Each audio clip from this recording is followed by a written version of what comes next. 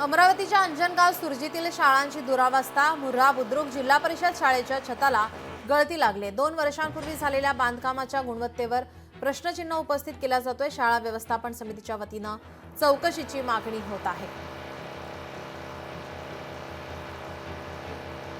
माझा क्लास पूर्ण गळत आहे।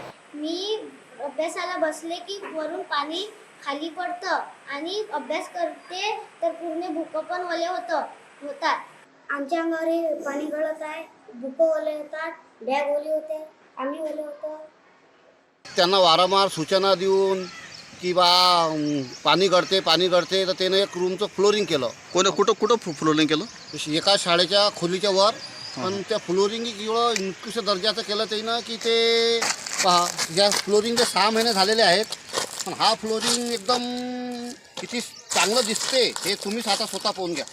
पूर्ण हाताने हा निघत आहे, निवड रेतीत आणि सिमेंट टाकून दिलं त्याच्यावर। असं हे काम हे अजिंक्य घोगरेनं केलेलं आहे। विद्यार्थ्यांना खाली बसायची व्यवस्था आहे का मग आता? हो, बेंचावर बसतात, पाणी पुसून त्याच्या अंगावर पाणी टपकते पूर्ण। लोकशाही मराठी ऐका, पहा, जागरूक रहा।